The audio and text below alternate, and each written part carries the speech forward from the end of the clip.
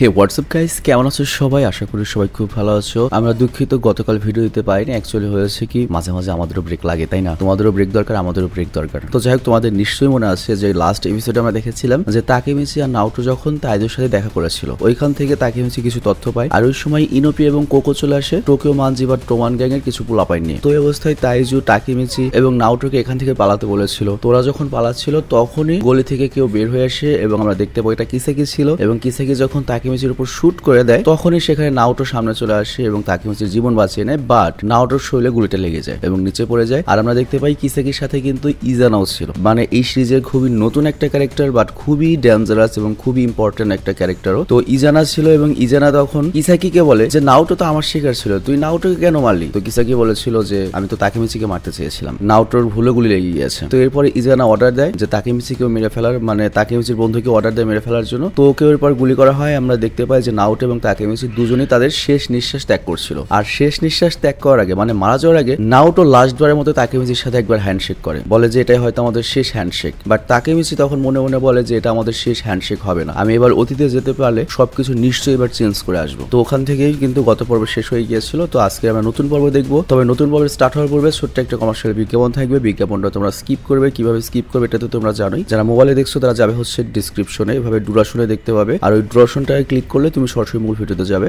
Add skip করে। তো আমরা প্লে করে দিচ্ছি বিজ্ঞাপন, তুমি ডিসক্রিপশনে দেওয়া ডুরাশনে ক্লিক করে ডাইরেক্ট মূল ভিডিওতে চলে যাও। আর গাইস, আজকে তোমাদের একটা অসাধারণ অ্যাপের সাথে পরিচয় করে দিতে চলেছি। আর এটা পৃথিবীর অন্যতম বিশ্বস্ত বুক মেকার। এমন তুমি কি জানো লা লিগার যে জুভেন্টাস টিম রয়েছে সেটার কিন্তু স্পন্সরশিপও তারা করে। এবং এটা এমন একটা অ্যাপ যেখানে তুমি লাইভ যে কোনো ম্যাচের রেজাল্ট দেখতে পারবে। এছাড়াও তুমি প্রেডিক্ট করতে পারবে কোন টিম জিতবে এবং কত স্কোর করবে, হাইস্ট স্কোর কত হতে পারে। আর এখানে বিভিন্ন ধরনের প্রাইজ জেতার অপশন রয়েছে, যেমন BMW কার, আইফোন, ল্যাপটপ এবং ম্যানি মোর। আর এছাড়া আরেকটা ব্যাপার রয়েছে, এখানে অনেক ধরনের গেম রয়েছে। তো তুমি তোমার এখানে প্রেডিকশন উইদাউট এনি রিস্কে করতে পারো। আর 13,000 রুপি পর্যন্ত তুমি কিন্তু ফার্স্ট ডিপোজিটে শুধুমাত্র আমাদের যে প্রোমো কোডটা রয়েছে, এই প্রোমো কোডটা রেজিস্ট্রেশন এই সময় ইউজ করলে তুমি এটা পেতে পারো। প্রোমো কোডটা স্ক্রিনে দেখতে পাচ্ছ। আর তাছাড়া তুমি যে উইথড্র করবে সেটা তুমি পেটিএম, ব্যাংক অ্যাকাউন্ট, মানে যে কোনো মেথডে, অ্যাকচুয়ালি একটা ফর ইন্ডিয়ান, তো বুঝতে পারছো, পেটিএম, গুগল পে বা যে কোনো ইজি মেথডে তুমি এখান থেকে টাকা উইথড্র এবং ডিপোজিট করতে পারবে। আর এখানে যে সাপোর্ট টিমটা রয়েছে তারা 24 ঘন্টা সপ্তাহে 7 দিন তোমাকে সাপোর্ট করবে। তো তোমার কোনো ধরনের টেনশন নেই। তো দেরি করছে কোনো, ডিসক্রিপশনে যে প্রোমো কোডটা দেওয়া রয়েছে এবং লিঙ্ক রয়েছে সেখান থেকে ক্লিক করে অ্যাকাউন্ট খোলো এবং তুমি ফার্স্ট ডিপোজিটে পেয়ে যাও 13,000 রুপি পর্যন্ত বোনাস, আর জিতে নাও ক্যাশ প্রাইস। তো চলো আমরা মূল ভিডিওতে যাই। তবে আমরা যে বিজ্ঞাপনই দেই না কেন, প্রথমে তো এটা শুধুমাত্র আমাদের ইন্ডিয়ান ভিউয়ারদের জন্য। আর দ্বিতীয়ত হচ্ছে যদি কখনো এমন কোনো অ্যাপ আসেও বিজ্ঞাপনে যেটা বাংলাদেশ, ইন্ডিয়া বা যে কোনো দেশ থেকে কাজ করবে, সেখানেও তোমাদের বুঝে শুনে তারপর যেতে হবে। কারণ অনেক ধরনের প্রলোভন থাকবে, অনেক ধরনের সুযোগ সুবিধার কথা বলা থাকবে। ডাজন্ট মিন ওখানেই তোমাদের যেতে হবে। তোমরা একটা জিনিস নিয়ে রিসার্চ করবে, কতখানি পসিবিলিটিস রয়েছে, যা উচিত কিনা, এই সবকিছু বিবেচনা করে তারপর মূল ভিডিওতে যাবে। আর আমি আশা করছি তোমরা সবাই এই জিনিসটা খুব ভালো মতোই বুঝো। আমার যে ভিউয়ার তাদেরকে আমি যথেষ্ট স্মার্ট বানিয়েছি, তাদেরকে কেউ বোকা বানাবে আমার মনে হয় না এটা পসিবল। এবং আমার বিশ্বাস বেশিরভাগই তোমরা সবাই ডুরাশনে ক্লিক করে এখানে এসেছো। তো চলো আমরা মূল ভিডিওতে যাই। তো বিজ্ঞাপন শেষে আমরা মূল ভিডিওতে চলে আসলাম। তো ওই ঘটনার পর আমরা দেখতে পাই তাকেমিচি আবার পাস্টে চলে আসে এবং সে দৌড়িয়ে ছোট নাওটোর কাছে যায়। আর তারপর সবার আগে কনফার্ম করে যে নাওটোকে ঠিক আছে কিনা, এবং ও দেখতে পায় যে না, নাওটো এটা বেঁচে রয়েছে। তো তাকেমিচি ভাবে এটা কিভাবে সম্ভব, এটা তো হতে পারে না। আর এরপর তাকেমিচি আবার করে কি, নাওটোর সাথে হাত মিলে ভবিষ্যতে যাওয়ার চেষ্টা করে, কিন্তু এইবার সে আর যেতে পারে না। তো এর মানে ভবিষ্যতের নাওটো সত্যি মারা গিয়েছে এবং তাকেমিচি অতীতে এসে ফেসে গিয়েছে এবং সে ভবিষ্যতে আর ফিরে যেতে পারবে না। আর এরপর তাকেমিচি বলতে থাকে বা মনে করতে থাকে যে প্রথম থেকে শেষ পর্যন্ত নাওটো কিভাবে তাকেমিচির সাথে সবসময় ছিল এবং নাওটোর সাথে থাকার জন্যই তাকেমিচি এতটা সামনে আসতে পেরেছিল। তবে তারপরেও তাকেমিচি নাওটোকে বাঁচাতে পারেনি, নাওটো ঠিকই মারা গিয়েছে। আর এরপর তাকেমিচি সাইডে বসে এবং কান্না করতে থাকে, আর ওর সামনে নাওটো দাঁড়িয়ে ছিল। আর তারপর তাকেমিচি নাওটোর কাছে ক্ষমা চায় এবং বলে তুমি আমাকে ক্ষমা করে দিও যে আমি তোমাকে এত রাত করে রেখেছি, তুমি এখন বাসায় যেতে পারো। কিন্তু নাওটো ঠিক সামনে দাঁড়িয়ে ছিল। তো তাকেমিচি বলে তুমি এখনো দাঁড়িয়ে রয়েছো,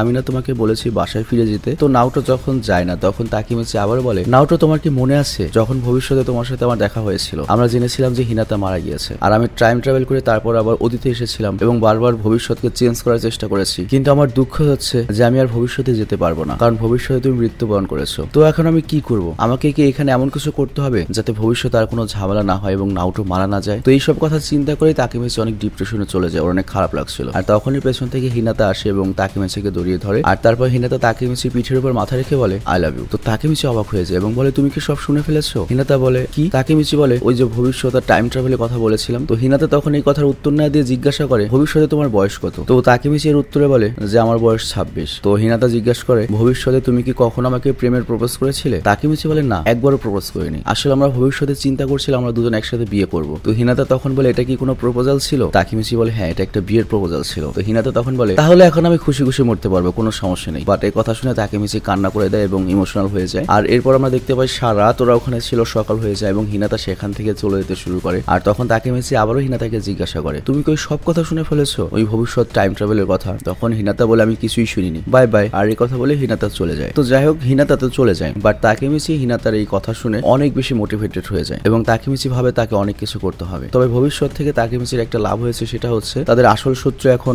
ইজানা গোরোকাওয়া, যার কিনা অস্তিত্ব অতীতে কখনোই ছিল না। তবে তার জন্যই ভবিষ্যতে মাইকি খারাপ হয়ে গিয়েছে। তবে এইসবের পেছনে কিসাকিরও হাত রয়েছে, কিন্তু ইজানাই আমাদের এখন মেইন শত্রু। তো এই কথা ভেবেই তাকেমিচি এখান থেকে দৌড়াতে শুরু করে এবং বলে আমি জানি না কিসাকি টাইম ট্রাভেল করতে পারে কিনা, কিন্তু আমার যতদূর মনে আছে মাইকি ড্রাকেনের চেয়েও ইজানাকে বেশি বিশ্বাস করতো, আর আমাকে এই কথা জানতে হবে কেন বিশ্বাস করতো। তো এরপর ও যখন দৌড়িয়ে যাচ্ছিল তখনই ড্রাকেনকে যেতে দেখে। তো ড্রাকেন তাকেমিচিকে দেখে তখন ডাকে এবং বলে এই এত সকাল সকাল কোথায় দৌড়িয়ে যাচ্ছ? আর অন্যদিকে আমাদের মাইকির বাসার দৃশ্য দেখানো হয়, যেখানে এমা মানে মাইকির সম্ভবত চাচাতো বোন বা খালাতো বোন ব্রেকফাস্ট বানাচ্ছিল। আর মাইকি ঘুম থেকে ওঠে তার দাদার কাছে বসে। তোরা যখন নাস্তা করছিল তখন মাইকির হাতে একটা তোয়ালা ছিল যেটা অনেক পুরাতন এবং ময়লা ছিল। তো এমা বলে ওই তোয়ালাটা ফেলে দিতে, বাট মাইকি বলে না, এটা আমার জীবন, এটা আমি কখনোই ফেলবো না। বাট তখনই কলিং বেল বাজে আর আমরা ড্রাকেন এবং তাকেমিচিকে ওদের দরজার সামনে দেখতে পাই। তো ড্রাকেন বলে আমরা চলে এসেছি, তাকেমিচি আমার সাথে রয়েছে, আমরা কি তোমার রুমে যাবো এখন? তো মাইকি বলে হ্যাঁ ঠিক আছে, আমার রুমে গিয়ে বসতে পারো, কোনো সমস্যা নেই। আর আমরা দেখতে পাই ঘরের সাইডে একটা আলাদা শেড রয়েছে, মানে পুরো ঘর থেকে আলাদা একবারে। আর এটা মূলত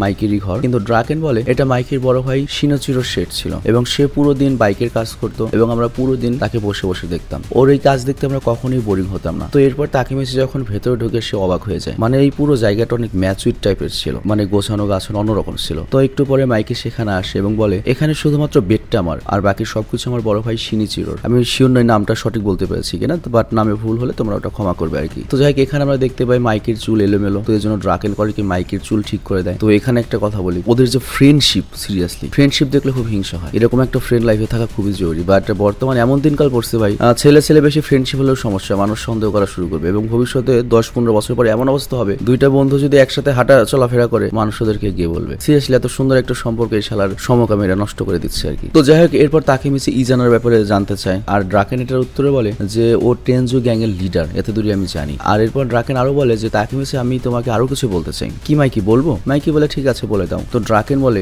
মাইকির ভাই শিনিচিরো সেই কিন্তু ব্ল্যাক ড্রাগন গ্যাংটা তৈরি করেছিল এবং সেই প্রথম লিডার ছিল। তো তাকেমিচি বলে ও আচ্ছা ভালো। তো ড্রাকেন তখন বলে তুমি এই কথা শুনে অবাক হওনি? আমি তো ভেবেছিলাম তুমি অবাক হয়ে যাবে। তাকেমিচি তখন মনে মনে ভাবে আরে শিনিচিরো যে ব্ল্যাক ড্রাগন গ্যাং এর শুরু করেছিল এটা তো আমি ভবিষ্যতে গিয়ে জানতে পেরেছি, তাহলে এখন তোমার অবাক হওয়া উচিত। তো তাকেমিচি এখানে অবাক হওয়ার অভিনয় করে, মানে তাকেমিচির জন্য এইসব মনে রাখা মুশকিল, কোনটা অতীতে জেনেছে কোনটা ভবিষ্যতে জেনেছে, আমাদেরও জন্য মুশকিল। তো যাই হোক, এরপর তাকেমিচি বলে না না আমি অবাক তো হয়েছি, কিন্তু আমি আসলে রিয়াকশন দিতে পারিনি এই জন্য, কারণ অনেক বেশি অবাক হয়ে গিয়েছিলাম। আর তারপর ড্রাকেন বলে দেখে এই কথা শুধুমাত্র আমি, মাইকি আর বাজি ছাড়া আর কেউ জানে না। অ্যাকচুয়ালি আমি যখন ব্ল্যাক ড্রাগনের সাথে লড়াই করতে গিয়েছি তখন কাজুটোনার মাধ্যমে এটা জানতে পেরেছি। আর এই কথা আমরা বাইরে এর জন্যই বলিনি, কারণ এটা যদি টোকিওমনজি গ্যাং এর মেম্বাররা জানে তাদের উপর অনেক প্রভাব পড়বে। যে ব্ল্যাক ড্রাগন গ্যাং এর প্রতিষ্ঠাতা সে মাইকির বড় ভাই ছিল। তো যাই হোক, এরপর মাইকি বলে দেখো যখন আমাদের লড়াই ব্ল্যাক ড্রাগনের 9 জেনারেশনের সাথে হতে যাচ্ছিল তখন আমি আমার ভাইয়ের সাথে কথা বলেছিলাম। আর এরপর আমাদের অতীতের দৃশ্য দেখানো হয়, যেখানে আমরা দেখতে পাই মাইকি তার বড় ভাইয়ের সাথে কথা বলছে যে আমি ব্ল্যাক ড্রাগনের সাথে লড়াই করবো। তো শিনোচিরো এটা শুনে বলে ও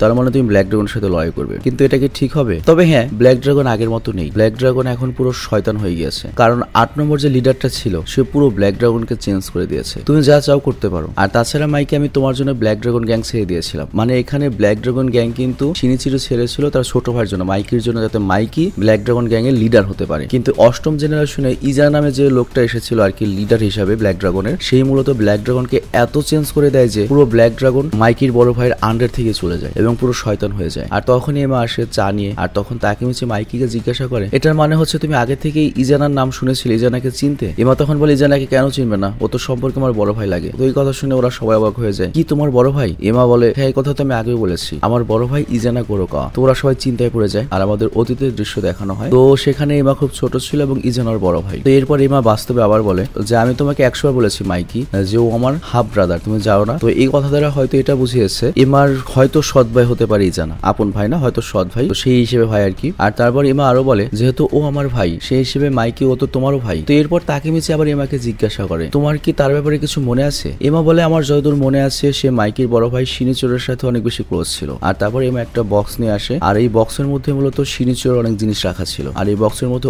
অনেক লেটার ছিল, আর এই বেশিরভাগ লেটারই ইজানা পাঠিয়েছিল। তো এরপর এমা আরো বলে যে ওদের দুজনের মধ্যে অনেক মিল ছিল, বাট ড্রাকেন তখন কিছুটা নার্ভাস হয়ে বলে আমি যতদূর জানি ওদের মধ্যে বন্ধু না, বাট তোমার এই কথা বিশ্বাস করা যাচ্ছে না। কিন্তু আরেকটা বিষয় নিয়ে আমার একটু খটকা লাগছে, একটা ছেলে অন্য একটা ছেলেকে এত কেন লেটার লিখবে, তো এটা একটা অবাক করা বিষয়। তো আমাদের মনে হয় লেটার গুলো পড়া উচিত। তো এরপর ওরা সবাই করে কি লেটার পড়তে শুরু করে। তো একটা লেটারে লেখা ছিল ডিয়ার শিনিচিরো, আমি নিজে না পাঠিয়েছি এটা, আমার সাথে দেখা করতে আসার জন্য তোমাকে ধন্যবাদ। আমার এটা ভাবতে ভালো লাগে যে তোমার কাছে সুন্দর একটা পরিবার রয়েছে। তো এই কথা সবাই বুঝতে পারে যে শিনিচিরো মূলত ইজানার সাথে দেখা করতে গিয়েছিল, মানে শিনিচিরো ইজানার সম্পর্কে কোনোভাবে জানতে পেরেছিল যে এরকম এমার একটা বড় ভাই রয়েছে, সৎ ভাইটা বা এরকম কিছু। তো মাইকেও একটা লেটার পড়ছিল, আর সেই লেটার পরে মাইকি বলে ঠিক আছে আমি বুঝে গিয়েছি, আর এই কথা বলে উঠে চলে যায় এবং বলে আমাকে কিছু তাজা বাতাস খেতে হবে। আর এরপর ড্রাকেন সেই লেটারটা পড়ে যেটা মাইকি পড়েছিল। তো ওই লেটারে লেখা ছিল, মানে এখানে এমন একটা কিছু লেখা ছিল যেখানে মাইকির ব্যাপারে নেগেটিভ বলা হয়েছে, মানে ইজানা মাইকিকে পছন্দ করতো না। আই মিন শিনিচিরো যখন মাইকি সম্পর্কে কিছু লিখেছিল যে আমার ছোট ভাই, এটার উত্তর ইজানা লিখেছিল তুমি তোমার ছোট ভাই মাইকি সম্পর্কে আমাকে কিছুই বলবে না। তো এটা শুনে এমা বলে না ব্যাপারটা অনেক সিরিয়াসের কিছু না, জাস্ট আমার কাছে একটা সুন্দর পরিবার ছিল, বাট আমার ভাইয়ের পরিবার ছিল না, সে একদম একা ছিল, হয়তো এনে একটু মন খারাপ ছিল। তো এই কথা বলে এমা সেখান থেকে চলে যায়। আর তারপর ড্রাকেন বলে ইজানার পরিবার ভেঙে গিয়েছিল, তো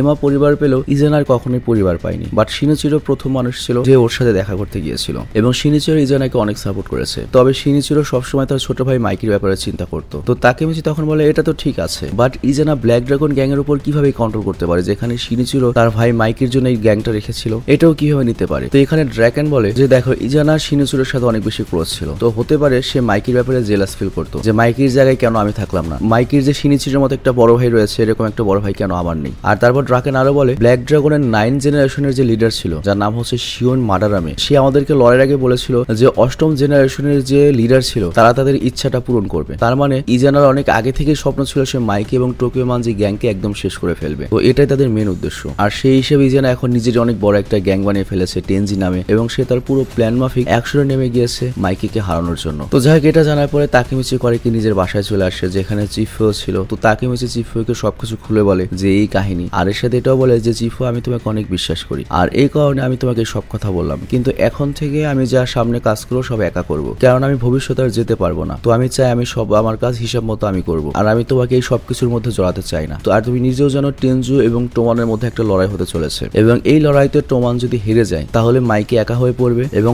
অটোমেটিক্যালি মাইকির উপর অনেক প্রেশার আসবে, এবং মাইকির যেটা করতে হবে তার কিসাকিকে এবং ইজানাকে ক্লোজ করে নিতে হবে। তো এই জন্য আমি সিদ্ধান্ত নিয়েছি আমি এইবার কিসাকি এবং ইজানা দুজনকেই মেরে ফেলবো, আর এটা আমার পার্সোনাল লড়াই। তো এখানে যদি আমি জড়িয়ে যাই আমি চাই আমি নিজে মরলেও তোমরা যেন এই খুনের দায় না জড়াও। কিন্তু চিফিও বলে ভাই তুমি এটা কি বলছো, তাহলে আমাদের ফার্স্ট ডিভিশন কি হবে তুমি না থাকলে, আর তুমি একটা ক্যাপ্টেন, তুমি যেহেতু আমাকে এখানে ডেকেছো আমি ওদের সবাইকে এখানে ডেকে নিয়ে এসেছি। আর একটা কথা শোনো তাকেমিচি, তুমি যেমনটা চিন্তা করছো যে দুই ভাইয়ের মধ্যে লড়াই এরকমটা কিছু নয়। শিনিচিরো অনেক ভালো একটা গ্যাং বানিয়েছিল, কিন্তু এরপর ইজানা ওই গ্যাংটাকে খারাপ বানিয়ে দিয়েছে, কিন্তু মাইকে ওই গ্যাংটাকে হারিয়ে দিয়েছিল। তো এই কারণেই টোমানের শুরু হয়েছে, আর আমি বাজির সাথে দেখা করতে পেরেছি এবং অনেক ভালো অভিজ্ঞতা রয়েছে আমার এই টোমান গ্যাংয়ে। আর তাছাড়া তোমার মতো একটা বন্ধু পেয়েও আমি অনেক ভাগ্যবান, আর যেহেতু তুমি আমাদের ক্যাপ্টেন এই জন্য তোমার পুরো ফার্স্ট ডিভিশন তোমার সাথে রয়েছে, এবং এই ফাইট শুধুমাত্র তোমার একার ফাইট না, যদি আমাদের খুনি হতে হয় আমাদের যদি লড়াই করতে হয় যা করতে হয় আমরা একসাথে করবো। আর তখনই তাকেমিচির গ্যাং চলে আসে, মানে তাকেমিচির বেস্ট 4টা বন্ধু চলে আসে, এবং তারা পুরোপুরি রেডি ছিল তাকেমিচির সাথে লড়াই করার জন্য, এবং তারা কোনোভাবেই তাকেমিচিকে একা ছেড়ে দিতে চায় না, এবং সবাই খুবই এক্সাইটেড ছিল। আর তারপর চিফিও বলে দেখো তাকেমিচি হতে পারে যে আমাদের ফার্স্ট ডিভিশন হয়তো অত শক্তিশালী নয়, কিন্তু তারপরও আমরা সবাই একসাথে লড়াই করবো, ঠিক আছে না। তো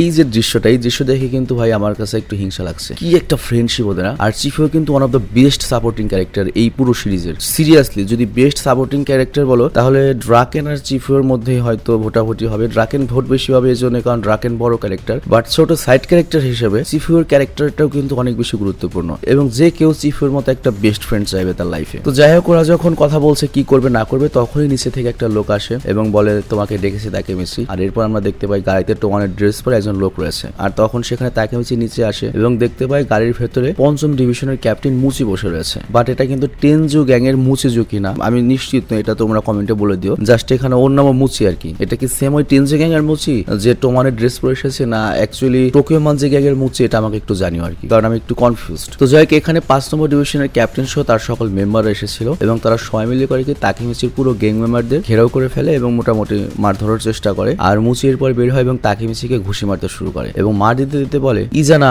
তুমি আমার কাজ আরো বাড়িয়ে দিয়েছো। আর তখন তাকেমিচি বলে ভাই আমরা টোমান গ্যাং এর মেম্বার, আমরা নিজেদের মধ্যে কেন লড়াই করছি, কিন্তু মুচি থামেন এবং অনেক মারে। আর তারপর বলে ওকে গাড়িতে ভর। এরপর তাকেমিচিকে গাড়ির বনেটে ভরা হয়। তো তাকেমিচি চিন্তা করে সে এখন কোথায় রয়েছে। তো আমরা দেখতে পাই তাকেমিচিকে একটা আন্ডারগ্রাউন্ড জায়গায় নিয়ে যাওয়া হয়েছে, আর তখন সেখানে মুচি আসে এবং বলে এখানে তোর মতো সকল দোষীরাই রয়েছে। আর এরপর তাকেমিচি যখন ঘোরে সে তার সামনে ইনুপি এবং কোকোকে দেখতে পায়। ওদেরকে অনেক বাজেভাবে মারা হয়েছে, এমনকি ওদেরকে চেয়ারের সাথে বেঁধে রাখা হয়েছে আর তাকেমিচিকে নিচে বেঁধে রেখে ফেলা হয়েছে। তো তাকেমিচি এই পুরো সিচুয়েশনটা অ্যানালাইজ করে এবং ও বুঝতেই পারে না যে ঘটনাটা কি ঘটছে, ও আমাকে ধরে আনলো কেন আর ওদের দুজনকে কেন এখানে নিয়ে এসেছে। আর এখানেই এপিসোডটা শেষ হয়ে যায়। আর এখানে একটা বিষয় উল্লেখ্য, নেক্সট এপিসোডগুলো কিন্তু অনেক বেশি মজার এবং ইন্টারেস্টিং হতে চলেছে, কারণ টোকিও রিভেঞ্জার্স এর বড় একটা চেঞ্জ আসতে চলেছে পরের এপিসোড থেকে। মানে পরের এপিসোড থেকে আমরা একটা ক্লু পাবো যে তাকেমিচি কি আবার নিজের ইচ্ছে ভবিষ্যতে যেতে পারবে কিনা এবং এইবার কিছু চেঞ্জ করতে পারবে কিনা, এবং তাকেমিচির মতো আর কে কে রয়েছে যারা এরকম টাইম ট্রাভেল করতে পারে। তো এই সকল প্রশ্নের উত্তর আমরা পরবর্তী এপিসোড থেকে জানতে পারবো। তো যাই হোক, আজকের মতো আমি বিদায় নিচ্ছি। আর যদি কখনো আমরা গ্যাপ দেই র্যান্ডম অ্যানিমেশন এবং এই চ্যানেলে, তাহলে তোমরা বুঝে নেবে যে আমরা বাকি দুই চ্যানেলের কাজগুলো একটু এগিয়ে রাখছি, যাতে এই চ্যানেলের কাজগুলো আমরা কন্টিনিউ করে নিতে পারি। আর তাছাড়া আমরা তো একা কাজ করি না, ধরো আমাদের একটা স্ক্রিপ্ট রাইটারের একটা প্রবলেম থাকতে পারে, ওর পরীক্ষা থাকতে পারে বা বাসায় অনুষ্ঠান থাকতে পারে বা যে কোনো প্রবলেম থাকতে পারে, এই জন্য আমাদের মাঝে মাঝে একদিন দুই দিন গ্যাপ যায় আর কি। তো এই জন্য আমি রিকোয়েস্ট করবো, যদি আমাদের দুই একদিন ভিডিও না আসে বা গ্যাপ যায়, সপ্তাহে দুই একদিন যদি গ্যাপ যায়, তোমরা ওটা ইজিলি নেবে। তো আমি বিদায় নিচ্ছি আজকের মতো। ভালো থেকো, সুস্থ থেকো, টেক কেয়ার, আল্লাহ হাফিজ।